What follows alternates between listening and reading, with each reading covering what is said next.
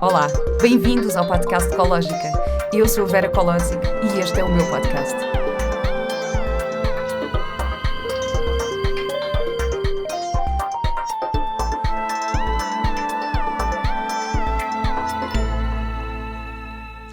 Olá e bem-vindos a mais um episódio do podcast Ecológica. Hoje tenho comigo a Tânia Graça, psicóloga clínica, sexóloga e ativista, defendendo o empoderamento sexual para o empoderamento feminino. Trabalhou com casos de violência doméstica, esteve 3 meses na Índia a lecionar educação sexual a meninas e mulheres, criou uma página de Instagram que conta já com mais de 200 mil seguidores, onde fala diariamente sobre estes temas. É também cronista do Jornal Público, está presente regularmente em programas televisivos e na Rádio Antena 3 com a sua rúbrica semanal Voz de Cama. Desculpa, eu tinha que dizer voz de cama com voz de cama. Obviamente, não há como fugir, não há. É que dá mesmo vontade, sério. Tu tens voz de cama? Olha, quando lá vou nas manhãs tenho um bocadinho. E quando acordo, porque é logo de manhãzinha cedo, é dos dias que eu acordo mais cedo na semana. E o hálito também tens? Não, porque uma pessoa dá conta antes de sair de casa. Ao acordar e ter, como as outras pessoas todas, mas antes de chegar à rádio trato disso. Pronto, ainda bem. Tânia, olá, obrigada por estares aqui. Obrigada, espetacular. Sabes que eu tive cá no último episódio a Catarina Viatos, estávamos aqui a falar um bocadinho sobre ela. Eu gosto muito também. E ela tem o sonho de ser matchmaker, que eu acho espetacular. Eu nem sabia que isso era uma cena, ou seja, ser matchmaker, ou seja, é uma pessoa que encontra pessoas para outras pessoas. Sim, não é? é tipo ser casamenteira. No entanto, Certo. tu criaste na tua página de Instagram o Tinder. Claro! Por isso eu ia te perguntar se tu tens a mesma ambição. Porque... Olha, é assim, eu por acaso nunca projetei essa ambição para mim, mas eu gosto muito da ideia de que pessoas se conheçam, que pessoas, e pode ser para romanticamente ou não, pessoas que se conheçam, que se identifiquem, que tenham valores em comum. E eu fui-me apercebendo, através do Consultório do Amor, que é uma live que eu faço todas as terças-feiras, que, para já, as pessoas que estão ali são super fiéis, estão sempre ali à terça-feira. E houve malta que me começou a dizer que tinha conhecido pessoas através do Consultório do Amor, que estavam ali pelos comentários. Exatamente. E que foram Uau. sair e que se enrolaram. Isto é uma coisa, isto pode ser interessante, porque de alguma forma existe algum filtro, porque as pessoas que me seguem hão de ter pelo menos algum tipo de interesse em comum, ou valores em comum, e embora o meu público-alvo sejam as mulheres, os homens que ali estão são homens à partida, interessados nas questões da sexualidade feminina, interessados em melhorar as suas relações, interessados em feminismo. Portanto, é um filtro interessante e por isso decidi criar o Tinder. E foram as próprias pessoas que deram esse nome. Porque quando falei disso no Consultório do Amor, na live, porque depois comentei, malta, ouvi dizer que o pessoal anda-se a mamar da boca. A partir daqui, eu ouvi dizer. E eles disseram, pois, isto é o Tinder, é o Tinder da Tânia, que é um Tinder com muito mais Isso graça. É espetacular. Eu também quero fazer um call-inder. E depois fiz o post a primeira vez, aquilo foi um sucesso, tipo, milhares de comentários mesmo, porque o que eu peço às pessoas é que se apresentem nos comentários e depois deixem o perfil aberto para que possam interagir entre si. Isso é muito fiz um segundo e a ideia é fazer mensal, porque a malta pede mesmo. Claro, e uma das conversas que eu estava a ter com a Catarina também, a forma como tu te apresentas também é muito interessante, porque ela conheceu o marido dela no Tinder, que é muito giro. Sim, eu já ouvi dizer, sim. E ela estava a dizer que, imagina, tu vais ao Tinder e tens uma mulher que diz, gostava de casar e ter filhos.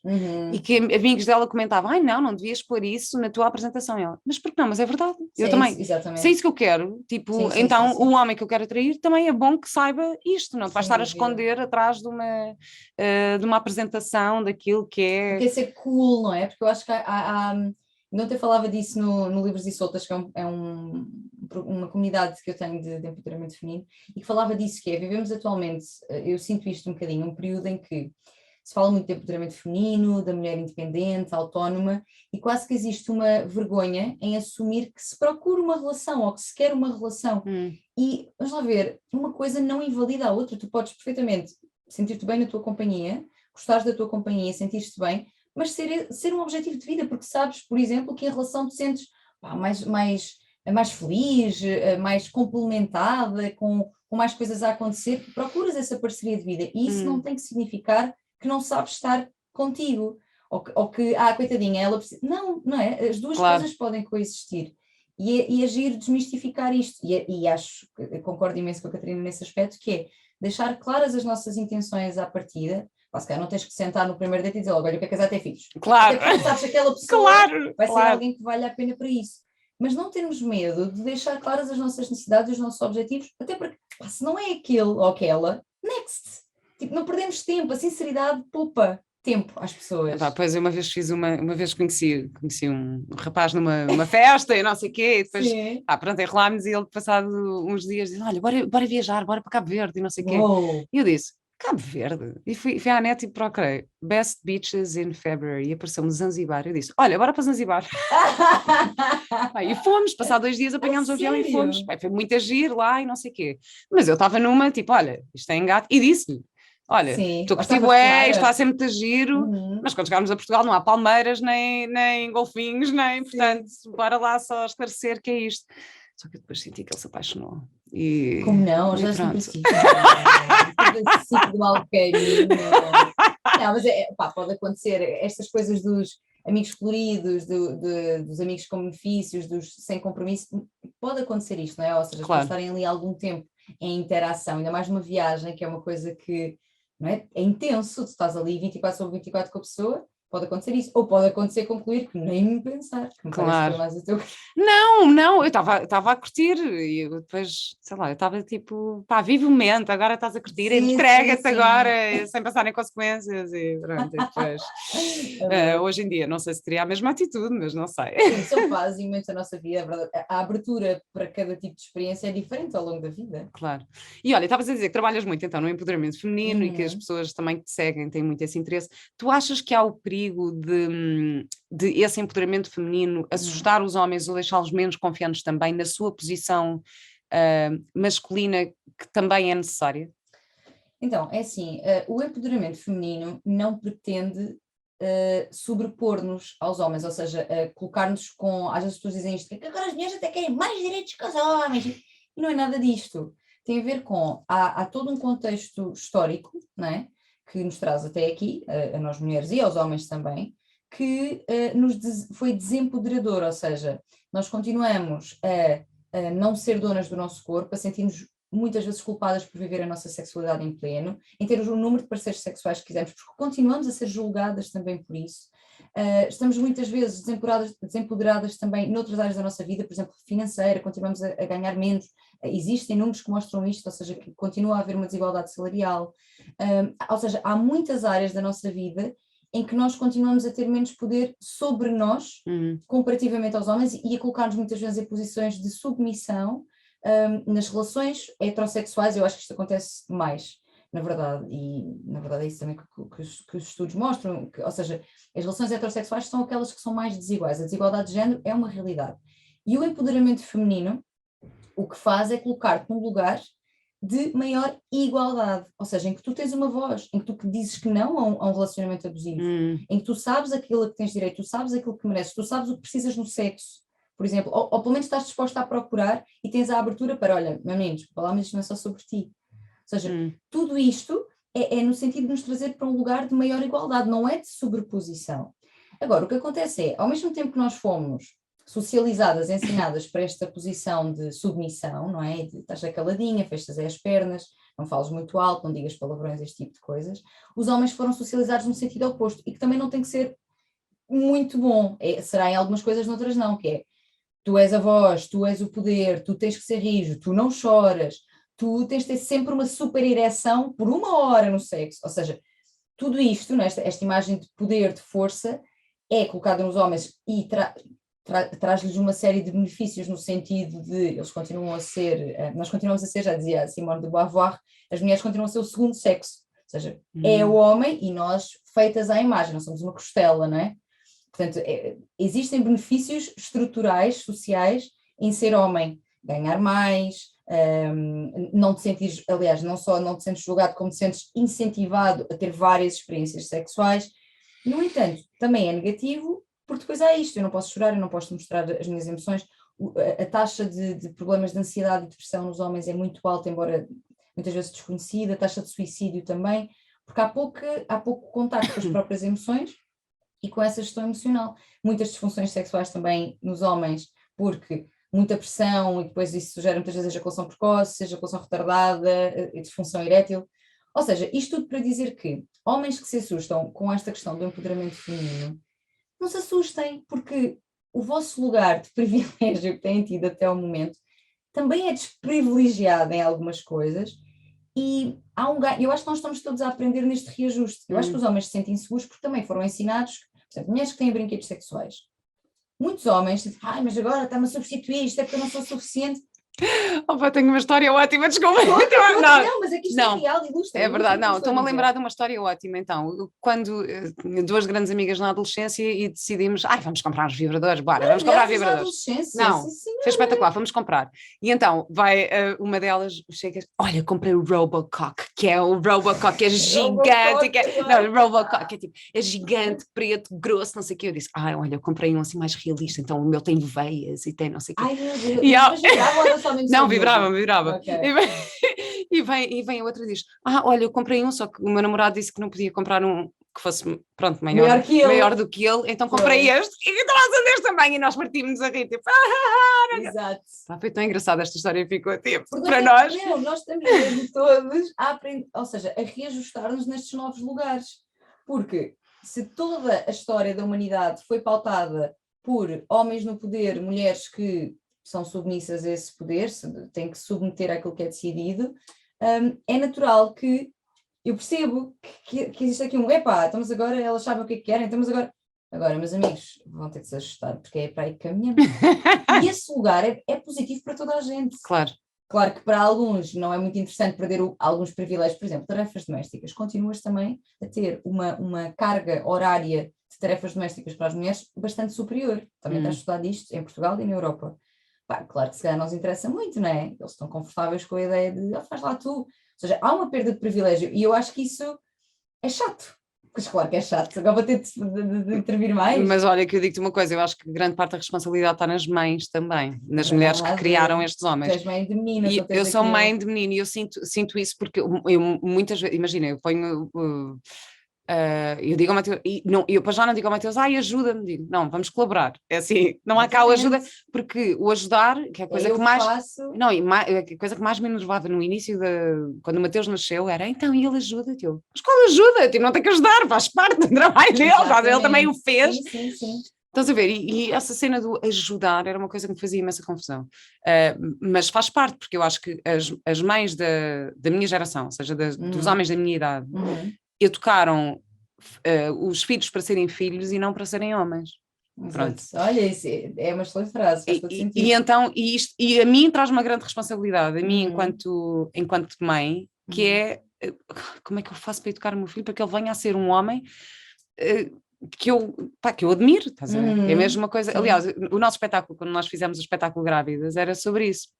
E nós até fizemos ali uma analogia em que eu fazia a Jocasta, então era tipo o Édipo, não sei o quê, aquela coisa de se apaixonar pelo filho, e então era a minha cena, tipo, não, eu quero criar o meu filho para que venha a ser um homem pelo qual eu me apaixonasse. Estás a ver? Pronto. Isso é, bem, Freud teria muitas coisas a dizer sobre isso. Não, mas estás a ver?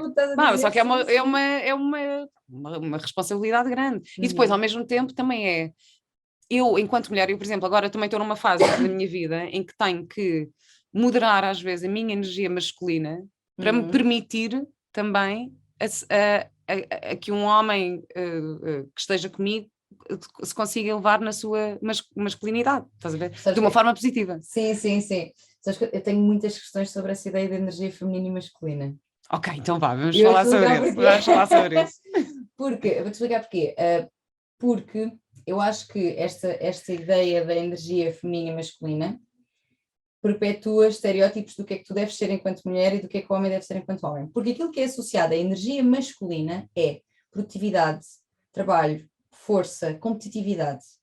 Achas? Eu por acaso tinha pensado mais na cena. Ok, força. Mas é daquilo que eu conheço sobre esta teoria, mas quero ver também. Não, aquilo que eu penso, para já penso, ok, força sim, mas isso mesmo em termos físicos, quer dizer, estruturalmente é normal que um homem seja mais forte do que uma mulher.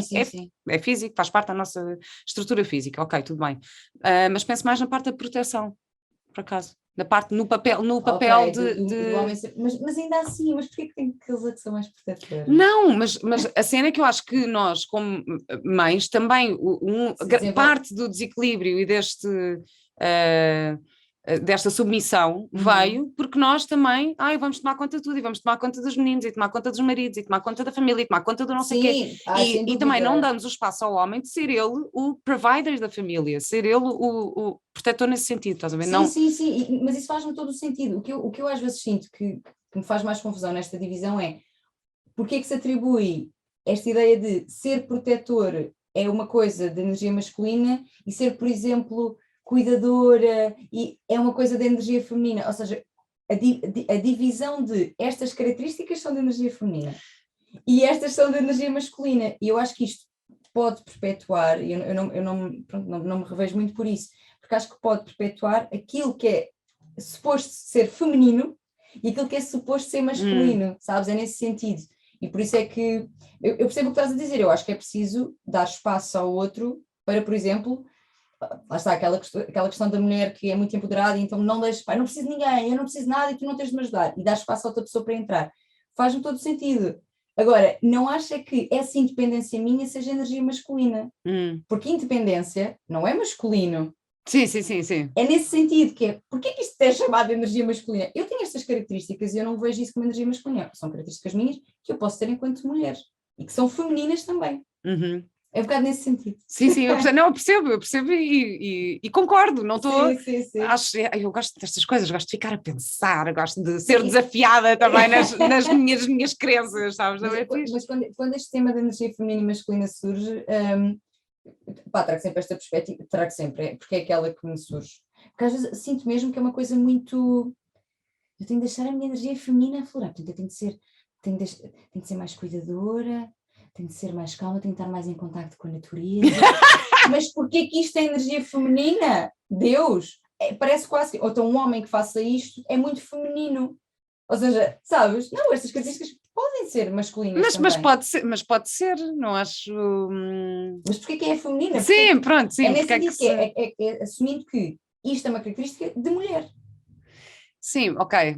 Eu acho que era mais naquela coisa da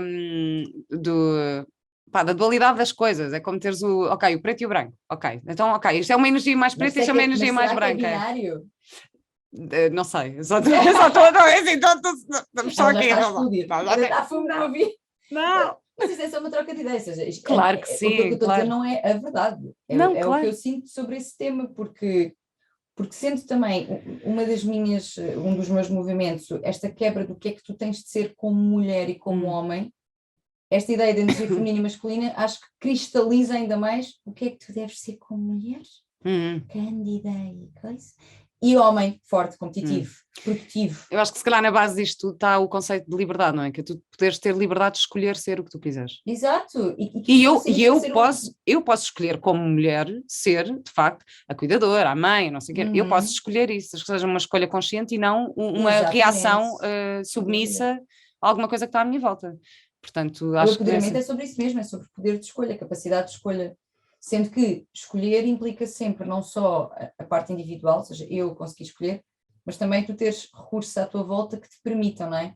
Ou seja, por exemplo, escolher sair de uma relação não é só sobre eu querer, às vezes é sobre eu consigo sair de casa e ter dinheiro para me sustentar a mim e, por exemplo, ao meu filho. Eu tenho leis que me vão proteger nesta saída de casa, se for, por exemplo, uma relação abusiva, ou seja, o empoderamento nunca é só sobre escolha individual, mas também é. Por exemplo, isto estavas a dizer, também é. Sim. Olha, fizeste-me lembrar agora o curso da Marta Moncacha, que está disponível na minha plataforma, que é o curso de divórcio positivo, e ela que passou por isso, não é? Passou por um divórcio, por uma separação, saiu de casa tinha 3 filhos e ela não fazia gestão de dinheiro, era um dos grandes desafios dela. Sim. Porque ela não fazia ideia, tipo, era ele que tratava da parte toda do dinheiro e então de repente teve que reaprender a fazer isso.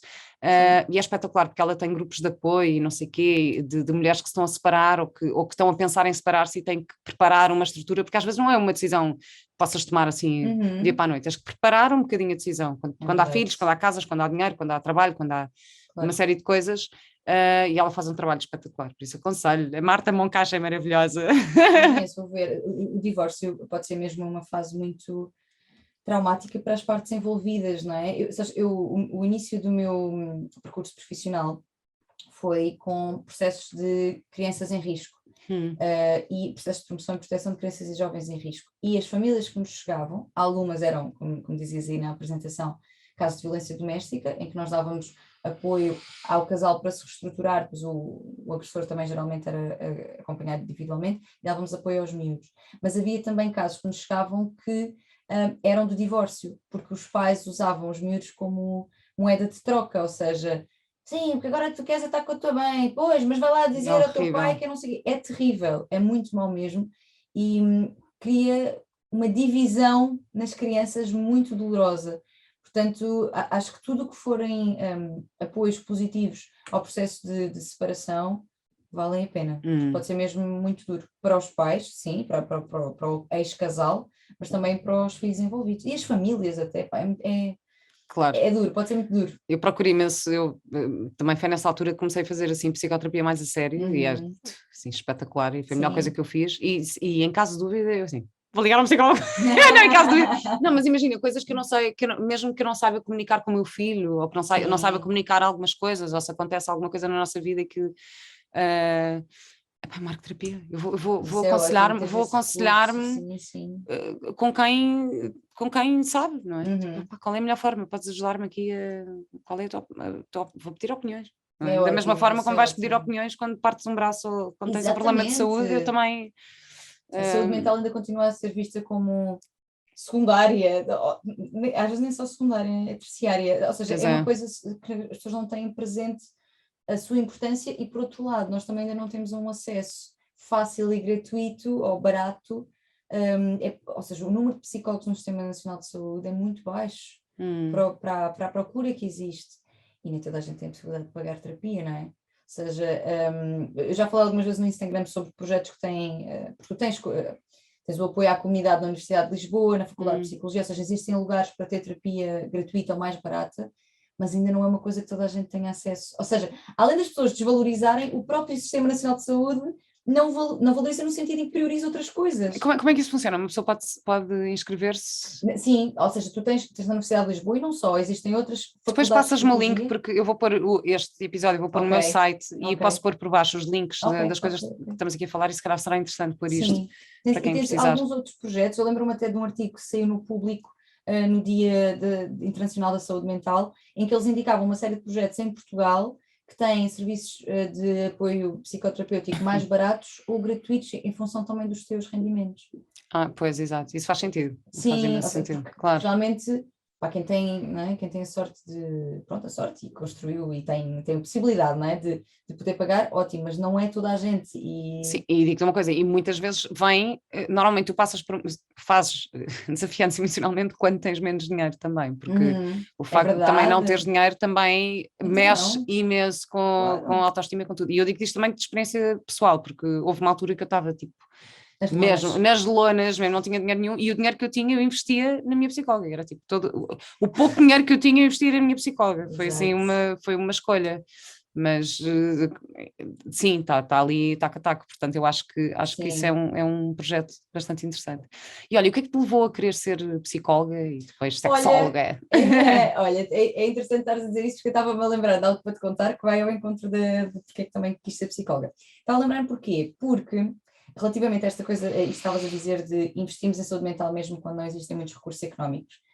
Então, porquê que eu quis ser psicóloga? Quando eu era miúda, já era pré-adolescente, 13 anos, o meu pai estava muito doente e estava numa fase terminal de cancro e acabou por falecer disso mesmo.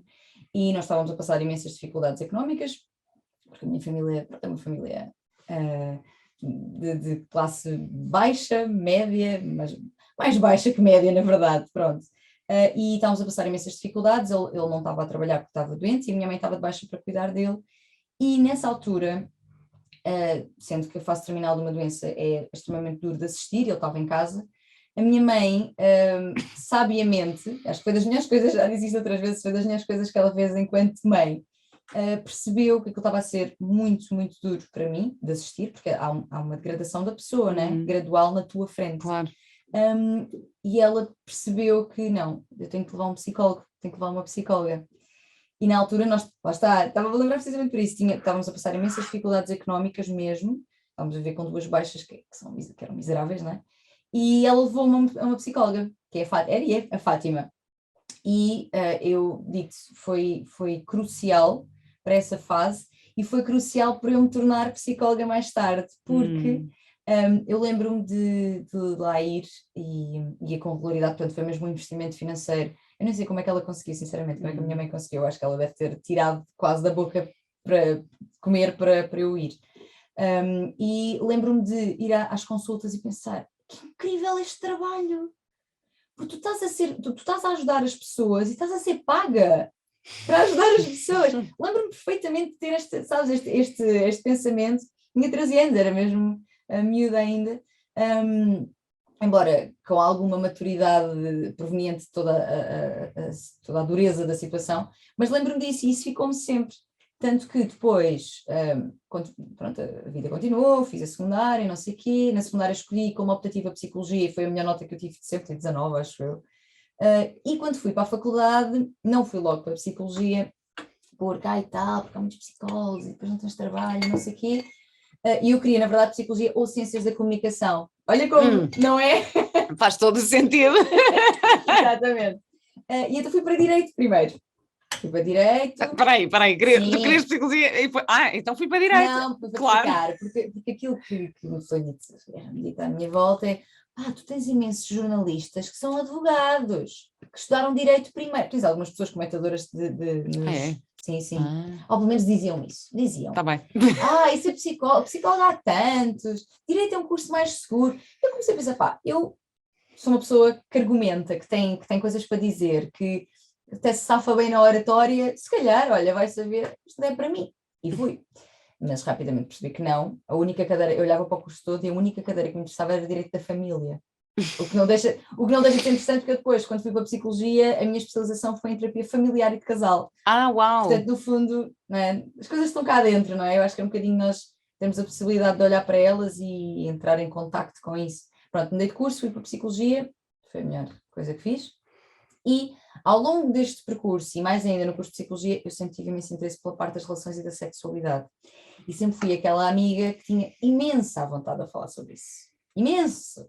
Na mesa do bar, da faculdade, as minhas amigas todas que tinham alguma questão sobre isso, ou de métodos contraceptivos, perguntavam, porque eu de facto sabia, quer por experiência, quer por... Lembro-me sempre que havia matérias sobre este tema em disciplinas, eu papava aquilo de uma maneira, eu adorava, achava mesmo interessante. Acho que as relações, sendo uma das bases da nossa existência, não é? Sempre me interessaram muito. As relações familiares, as relações amorosas, o que é que me faz apaixonar? O que é que me faz desapaixonar? Porque é que faz uma relação resultar ou não? Porque é que há coisas que são boas no sexo para uma pessoa e são péssimas para outra? E como é que eu encontro alguém que gosta das mesmas coisas que eu? Ou seja, tudo isto sempre... Olha, porque podes começar a responder essas perguntas todas. Eu continuo na busca. Exato. Porque na verdade não existem respostas absolutas para isto. Há algumas coisas que te posso responder, mas, por exemplo, porquê que tu te apaixonas por alguém? Ainda não há uma resposta absoluta para isto. Sim, claro.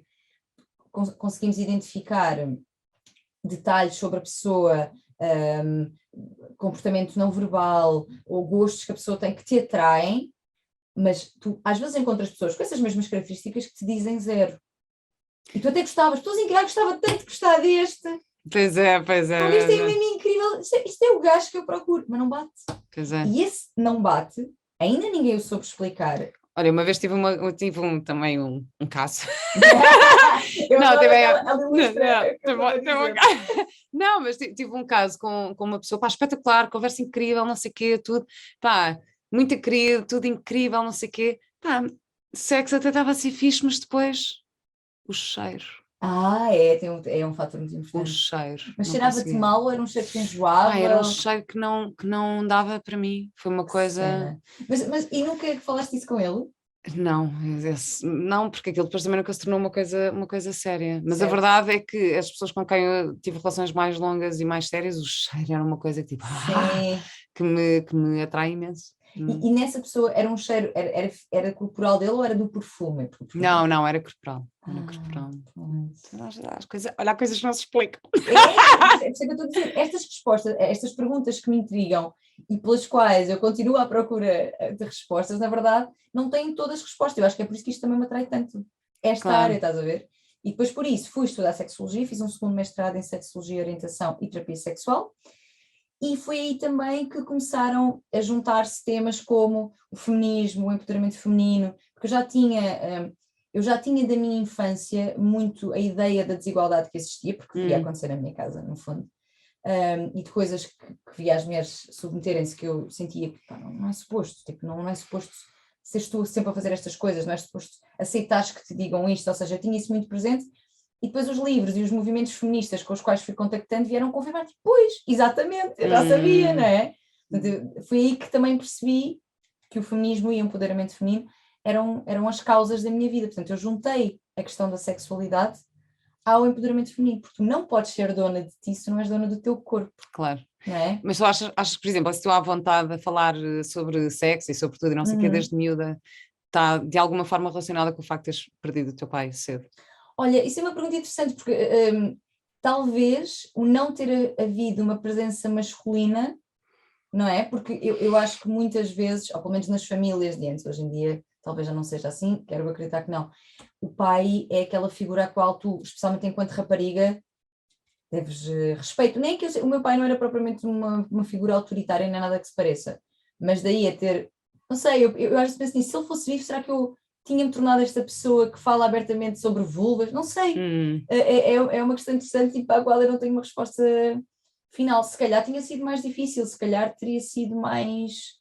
Eu pergunto isto também porque, imagina, estávamos a falar sobre isto, não é? Que eu durante muito tempo, eu comecei muito nova a fazer televisão, com 14 anos, e tinha imensos complexo a falar de algumas coisas, e queria ser muito recatada e não sei o quê, e não me queria expor publicamente, mas grande parte da minha preocupação e do meu medo era... do meu pai e da minha avó, tipo, o que é que a minha família vai, da minha mãe, o que é que eles vão pensar, com a minha mãe também. O que é que eles vão pensar, o que é que, e depois foi muito giro que eu tive, há uns anos estive a fazer os monólogos da vagina. Sim, eu fui ver a peça, não, quando fui ver não era comigo, eras tu, não, mas eu estive a fazer os monólogos e depois convidei a minha avó, disse, anda a ver. Ai, que filha, não, porque isso não são coisas para a minha idade. Ai, que querida! já com 94 anos também, se calhar tem quem vão ficar. Que amorzinho! E pronto, ela não vai. Não foi? Não. Aliás, houve uma vez, que foi espetacular, que saiu uma capa de revista, que era eu, pronto, o Diogo Amaral, que é o pai do Mateus, e a Joana Solnado, que é muito minha amiga também, e muito amiga de Diogo. Sim. Então sai uma capa com os três a dizer, amor a três. Olha, a minha avó ficou 2 noites sem dormir. Da senhora. Eu sei como é que ela teve a imaginar. Olha, mas as monogamias estão cada vez mais um tema também. Pois é, sabes que isso é outro tema que eu quero também trazer aqui para o podcast, também falei sobre isso com a Catarina, porque eu tenho um amigo que tem uma relação poliamorosa, ele vive nos Estados Unidos, e tem uma relação poliamorosa há anos, pronto, e é bastante normal, e eu queria imenso convidá-lo para falar sobre isso. Eu acho que sim, acho que é uma temática que merece desconstrução. E às vezes as pessoas sentem um bocadinho quase que, quando estamos a dar um exemplo de relação diferente da tua, quase como se isso fosse uma crítica à tua. Ou seja, quase como se falar de uma monogamia fosse dizer que então a monogamia já não presta. E não é nada disso. Não, claro. É falar, porque eu sinto isso quando trago esse tema, e eu escrevi uma vez para o público sobre não monogamias e eu fui achincalhada. Esquece, no site do público e no meu Instagram também. No meu Instagram, mentira, no Instagram deles. Ou seja, só depois recebi mensagens também diretamente. E é interessante porque a desconstrução da monogamia e pensar em não monogamias, nas relações abertas, nas poliamorosas, é interessante para tu perceberes que existem outras estruturas, aprender coisas com elas, porque há muita coisa a aprender com estas relações, sobre comunicação aberta, sobre partilha do que são realmente os teus desejos. E é interessante porque quando tu vês que há outra forma, tu até podes voltar a escolher a monogamia, mas é uma escolha de facto, aquilo que tu dizias há pouco. Exatamente. Não é uma consequência, não é uma monogamia compulsória, que é aquilo que acontece normalmente, que nós não conhecemos outra forma, tipo, é isto que te apresentam, portanto é assim que tu vives. Ninguém pensa, é tipo assinar o contrato sem ler. Quando tu vês que existem outras coisas, tu até podes decidir, não, a monogamia continua a fazer sentido, mas é uma escolha consciente, eu conheço outras coisas, eu percebi que existem outras coisas, e isto é que me faz sentido. Claro. Portanto, acho ótimo que tragas esse tema. Eu já trouxe no público, mas já trouxe também pessoas poliamorosas. Há uma página muito interessante que são os Ramboia com moderação. Ramboia com moderação. Eu acho que vi nos teus comentários. Não é alguém provável, que eu acho que foi lá ver. Na minha página. E eles são 3, mas eles não são um trisal, portanto, eles não são uma relação a 3. Temos o Tese, que é o homem, é o homem, portanto é o Tese, a Mariana e a Cris. Ele tem uma relação com as duas, elas não têm uma relação entre si, mas elas têm relações com outras pessoas, só não fazem parte do projeto Ramboia. E é muito giro porque eles têm, além de terem a página, tem um podcast em que falam da experiência de abertura, porque o Tese e a Mariana estão juntos há 15 anos. Portanto, e eram casados, são casados e casaram monogamicamente, portanto, é mesmo uma desconstrução que eu acho que é interessante de ouvir. Que giro, como é que esta malta faz isto? E em nível sexual também, como é que é essa comunicação? Porque imagina, sei lá, mesmo também tens que ter a consciência de, sei lá, doenças a passarem uns pelos outros, Sim. mesmo a nível do prazer que tu tens com um e com o outro, como é que, ou seja, o que é que tu comunicas, o que é bom para ti, o que é bom para o outro, qual é que... Então, em relação às ISTs, é interessante porque muitas vezes essa é a preocupação de quem eu fico, mas devem passar imensas doenças. Há estudos que mostram, vários até, que as pessoas não monogâmicas se testam mais Pois, e têm mais cuidados. claro. Ou seja, muitas vezes em relações monogâmicas existem traições, não é? E nós não estamos a usar preservativo porque estamos só um com o outro e passa-se ISTs, um HPV, uma gonorreia, uma sífilis, o que seja. Portanto, é interessante porque muitas vezes pensa-se na monogamia, pensa-se em promiscuidade e orgias e não sei o quê, e não necessariamente é verdade, e mesmo que isso aconteça, estas pessoas tendem a proteger-se mais e a testar-se mais. Portanto, isto é um bocadinho um mito. Em relação ao sexo e ao prazer, o que os não monogâmicos dizem é precisamente que eles conseguem ter várias coisas. Claro. Imagina que tu gostas de BDSM, portanto, uma coisa assim mais dominação, submissão, o que seja, mas relacionas-te, amas profundamente alguém que não gosta deste tipo de prática. Para eles, tranquilão, tu não tens de fazer uma coisa que tu não gostas só porque eu quero. Eu tenho outras pessoas com quem eu posso ter esse tipo de experiências. Eu acho isto fascinante, mesmo que nós não queiramos isto para a nossa vida, porque continuamos a valorizar a segurança, ou a suposta segurança e previsibilidade de uma relação monogâmica, eu acho mesmo de pensar sobre isto e depois uma pessoa não me vai dar tudo, nunca. Vai sempre haver fantasias que eu vou se calhar com esta pessoa não, se calhar não posso falar disto. Imagina que queres ter uma experiência a três, mas gostavas de ter uma experiência a três com outro homem e não com outra mulher, porque geralmente cada duas mulheres eles não, tipo, não, duas mulheres está ótimo, não é? Um homem e duas mulheres, geralmente, não é? Aquela fantasia típica. Mas tu querias trazer um homem, se calhar não te sentes muito à vontade para dizer isso ao teu parceiro, porque ele vai ficar inseguro. Não é? Pois. E nestas relações, existe uma abertura. Ok, tu não queres, mas eu posso ter com outras duas pessoas, quaisquer. Não é? Exato. E eu acho isto interessante, olharmos para, e volto a dizer, não necessariamente para viver não monogamias, mas até para poder escolher a tua monogamia em consciência, ser uma escolha, sabendo as outras coisas que existem. Claro. Sim, porque até pode estar com... Por exemplo, pode ser uma relação monogâmica de uma pessoa que te diz, olha, faz o que tu quiseres, mas eu prefiro não saber. Existe também, sim. Também existe, também há disso, não é? Como é que se... Eu não conseguia. Agora, maneira, mas olha, uma vez eu conseguia. estava a ouvir um podcast do Aubrey Marcus, sabes quem é? Não. É um americano, Aubrey Marcus e como é que se chama? A namorada dele também tem um podcast todo de sex and pleasure, não sei o quê, agora não me lembro do nome do podcast dela, e eles tiveram uma relação monogâmica durante algum tempo, depois separaram-se, depois voltaram, depois tentaram uma relação aberta, depois não deu, depois tentou não sei o quê. Bem, eles a falar sobre isto, mas eu lá, na boa, então ele entrevista a ela, que é muito giro, porque o episódio é com eles os dois a explicarem a relação deles e todas as fases da relação que já passaram. Toda a parte também sexual de prazer e não sei, tipo, de que forma é que se foram descobrindo, o que é que encontraram noutras pessoas, falam de uma pessoa que também, com quem tem uma relação a três, que também está incluída. É muito interessante aquilo. Parece super giro. Muito giro. Isto é um grande desafio, porque nós estamos aqui a dizer que é interessante olhar para isso e tudo mais, mas abrir a relação é um grande desafio, porque a monogamia meio que vem... O que nos ensinam é que é a exclusividade do amor do outro que te valida, ou seja, é por eu ser a única da tua vida, a única que tu amas e desejas, isto não é verdade, porque não é, né? A parte do desejo então, por eu ser a única é que eu sou válida, é que eu me sinto amada, e abrir a relação implica eu sentir-me amada de outras formas, porque já não é pela exclusividade, eu vou ter que me sentir amada por mim, até, antes de ser por outra pessoa qualquer, e a ideia de e se tu tiveres mais prazer com outra pessoa, e se o sexo for melhor com outra pessoa, Então, mas tu achas que tu imagina, se for uma coisa só sexual ou só tem que haver sempre amor? Não necessariamente, há pessoas que abrem a relação, a nossa continua a ser a primordial e abrimos só para sexo. Mas ainda, ou seja, o que eu quero dizer com isto é, as nossas relações, vamos imaginar, namoro, casamento, nós sentimos-nos amadas por sermos principalmente por sermos a única da vida daquela pessoa, certo?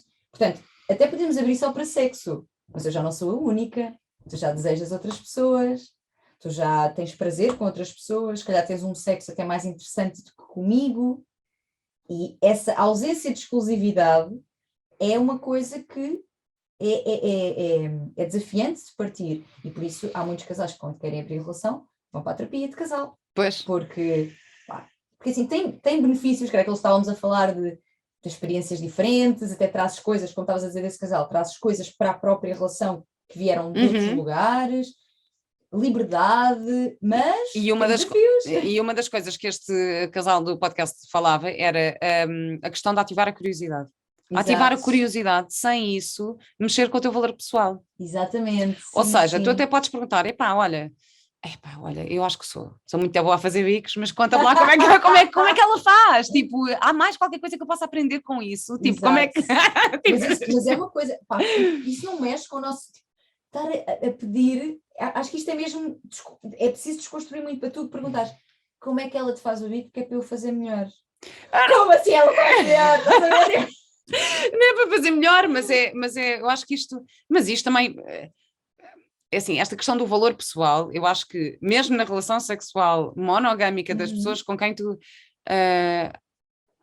como é que se comunica isto? Ou seja, como é que tu podes comunicar aquilo que gostas, aquilo que queres, aquilo que não sei o quê, sem mexer na confiança do outro? Sim. E como é que tu podes receber o que o outro te diz sem mexer na tua confiança? Sim.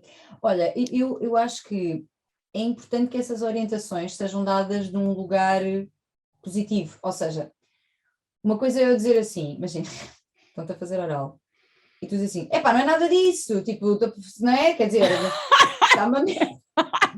Porque há pessoas que sem muita empatia e consciência dizem coisas deste género, tipo, olha, não estou a gostar nada disso, isto não é fixe, não é? Não é fixe porque pode mexer realmente com a segurança do outro, especialmente se for um homem, mais uma vez, porque a virilidade, o ser bom na cama é uma coisa que ainda está muito ligada a como homem eu sou, não é? Portanto, haver uma orientação ou uma crítica é uma coisa que ainda fere muito o ego masculino, isto também tem de ser desconstruído, mas acho que podemos ajudar e também não dizer isso está a ser... Exato. Não é? É importante nós reforçarmos aquilo que está a ser bom, não é? E orientar para alguma coisa que gostamos mais. Por exemplo, imagina, voltamos ao oral, imagina que estão a fazer oral, não está no sítio ideal ou não está na intensidade ideal, mas depois a pessoa de repente até faz ali bem.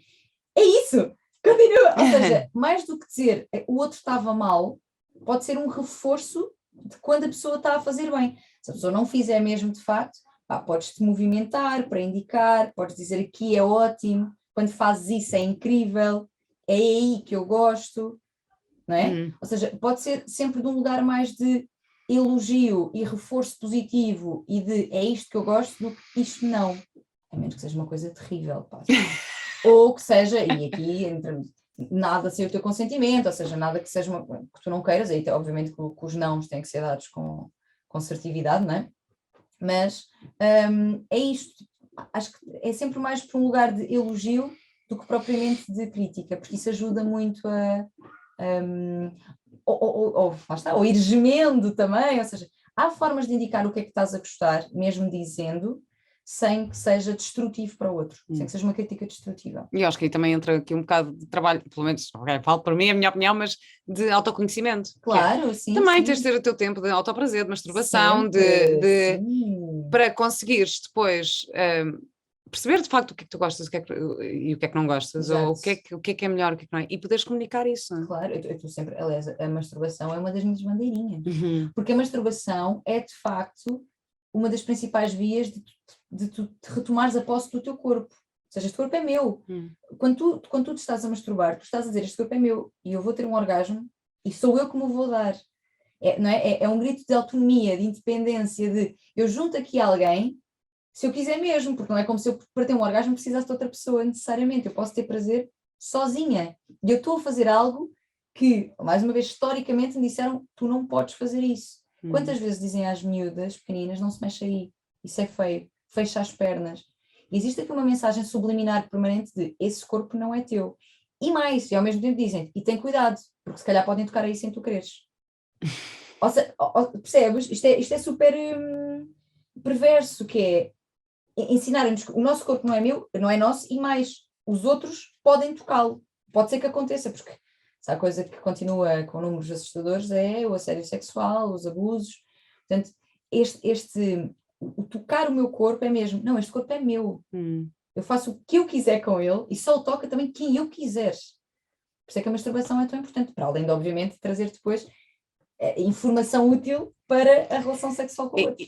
Sendo que às vezes também acontece estarem duas pessoas ou mais juntas e estarem a masturbar-se em vez de estarem um com o outro. Pode acontecer. A masturbação conjunta. Não, mas eu estou a dizer na masturbação, não tipo de um estar a participar na tua ou olhar ou não sei o quê. Na cena de tipo estares a usar, entre aspas, o outro corpo para.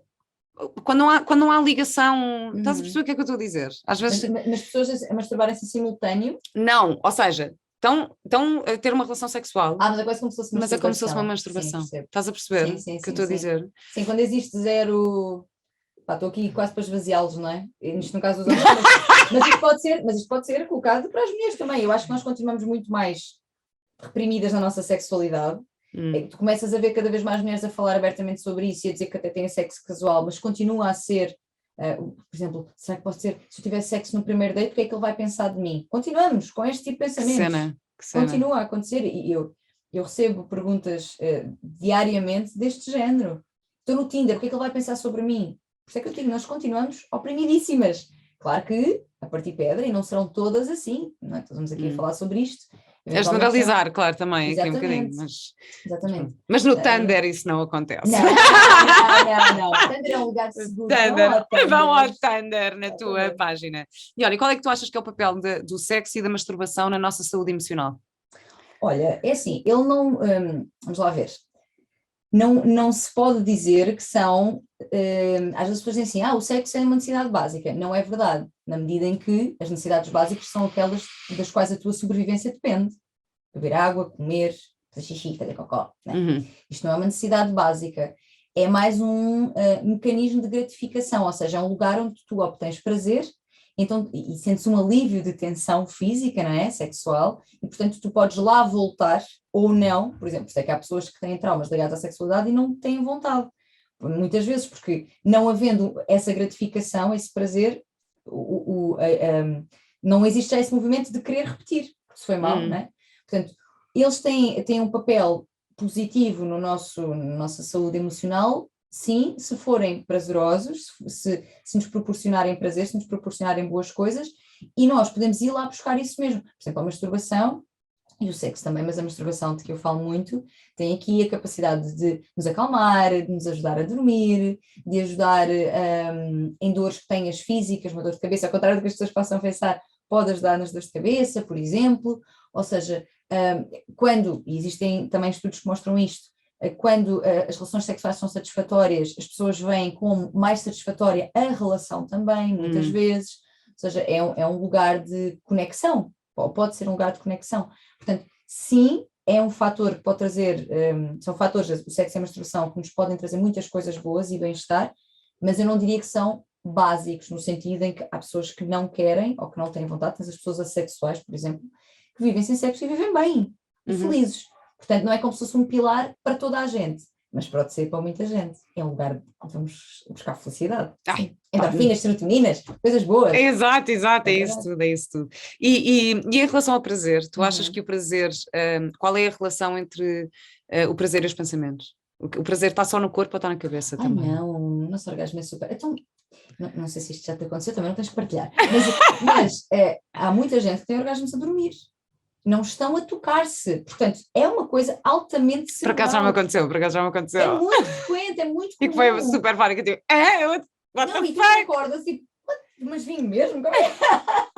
É verdade, é super cerebral. Até porque, assim, todas as sensações do corpo são também, não é? Tudo o que tu sentes no teu corpo é conectado ao cérebro, não é? Além de que, para além das sensações, ou seja, da parte sensorial, ou seja, física, as coisas que tu estás a imaginar, às vezes, por exemplo, isto acontece muito também, e as pessoas preocupam-se, mas não tem de ser um problema. Tu durante o sexo às vezes estás a imaginar outras coisas. Como acontece na masturbação, também muitas vezes podemos usar algum filme, algum conto erótico ou o que seja, mas pode ser a nossa imaginação. Por exemplo, sexo oral, há muitas mulheres que me dizem isto. Pá, não dá prazer nenhum estar ali a olhar para ele a fazer aquilo.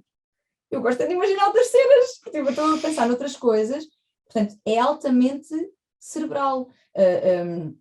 As dinâmicas também, a pessoa.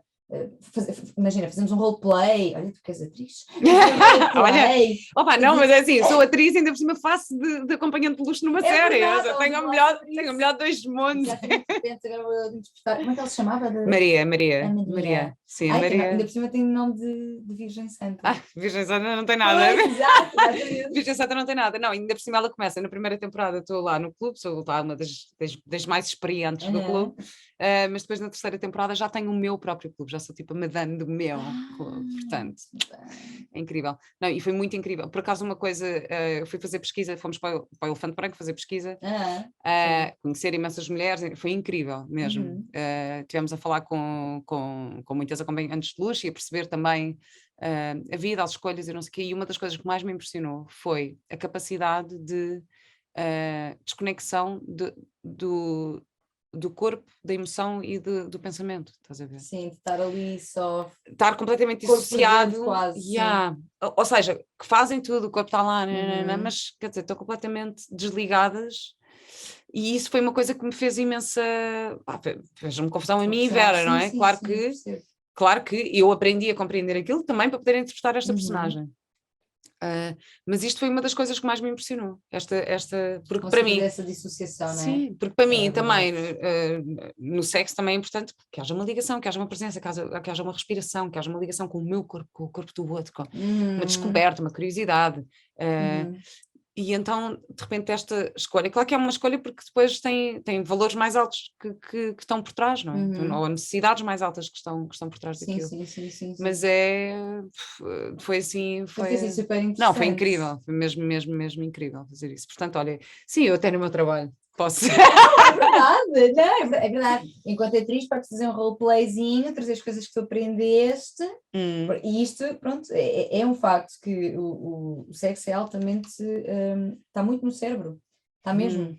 Se eu estiver no sexo a pensar na roupa que tenho para lavar, pá, a pessoa pode estar ali a dar tudo, que não vai acontecer. Ou eu posso estar ali a dar tudo, provavelmente não vou chegar ao orgasmo, porque a minha cabeça não está ali, está noutro lugar. Ou, por exemplo, mulheres que têm uma autoestima baixa em relação a ter uma autoimagem muito negativa, estás no sexo, estás a pensar, fogo, e a minha mama que está descaída, aí a minha celulite aqui na perna, quem nunca, não é? Isto são coisas que nos passam pela cabeça, porque estamos altamente também pressionadas para ter um determinado tipo de corpo, etc. Mas o facto de tu estares a ter pensamentos negativos sobre ti durante o sexo, corta! Vai ser difícil tu sentires prazer, porque estás ali e estás só a pensar no que é que o outro está a ver de ti e que estás feia e que, ou seja... Por acaso acho que também já disse isto aqui neste podcast, uma vez estava com uma filósofa do Porto que me disse uma cena incrível, que foi, no sexo, entre duas pessoas, estão presentes não sei quantas entidades, porquê? Ok, estou eu, depois estou aquilo que eu acho que tu achas de mim, está aquilo que tu és, aquilo que tu achas que eu acho de ti, aquilo que tu achas. Então, a quantidade de entidades que estão presentes no sexo entre duas pessoas é muito, porque a projeção, aquilo que eu vejo que tu és, aquilo que tu achas que eu vejo que tu és, aquilo. Imagina a quantidade de coisas. Mas eu acho que o melhor sexo, ou a forma de melhor aproveitá-lo, é quando tudo isso se dissipa, ou seja, quando tu estás tão ali que não estás, ou seja, isso não existe, ou seja, existe no sentido em que essas presenças, isso faz um imenso sentido, mas eu não estou a pensar nisso, eu não vou gemer assim porque ele vai achar que não sei o quê, não, eu gemo só, eu nem, percebes, claro. não me passa isso pela cabeça, e essa entrega e liberdade, acho que são as que permitem melhores experiências, que são de